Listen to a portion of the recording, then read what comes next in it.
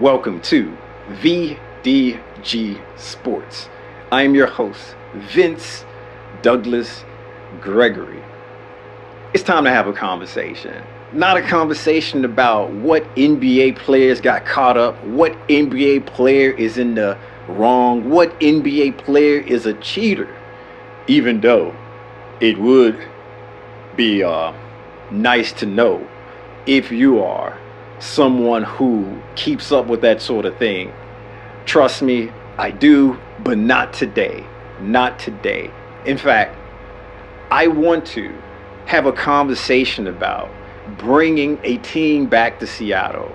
Seattle Supersonics, stand up.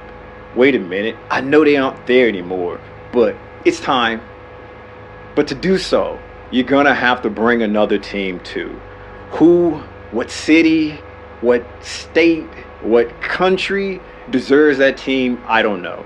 I hear Vegas, but do we really need a basketball team in Vegas? I know some of you's answers. But bringing at least two teams back, and one of the teams being Seattle, makes logical sense to me. There are 30 teams in the NBA, and right now how it's set up, you have 15 in the East, you have 15 in the West, and then you have it divided up in divisions where you have 5 in each one. So you have 5 in one, 5 in another, 5 in another. But when you add two teams, that's going to change. You're going to have 16 teams in the East, 16 teams in the West, and then hopefully you just divide it up in fours, right? 4 in one, 4 in another, 4 in another, 4 in another. So you're gonna have more divisions, but one more team to make it make sense. And I think that is the best way forward when you decide whether or not to bring the team back.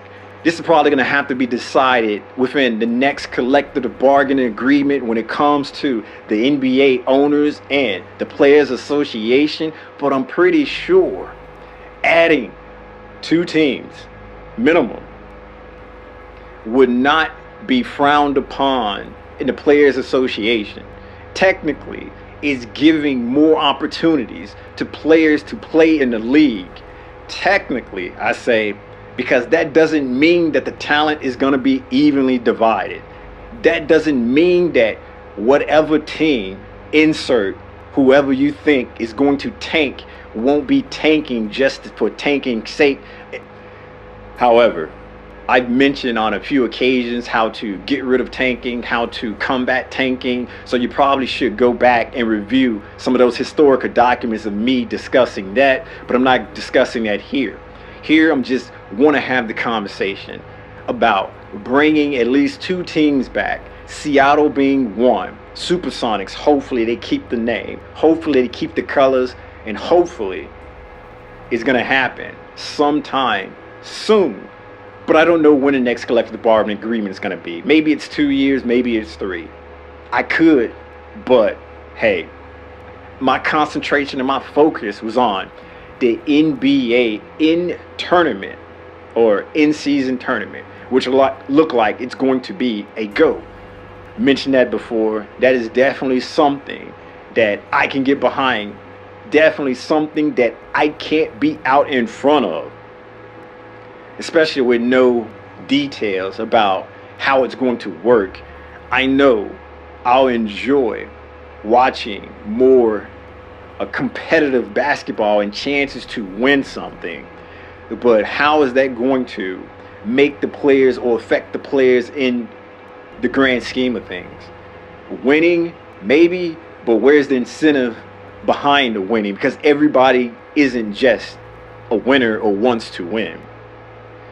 But for the most part, first things first, bringing a team back to Seattle. Let's do it. Let's make it happen.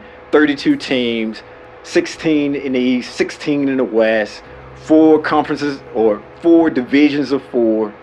Simple as that. What's in the way? What is in the way? Serious question.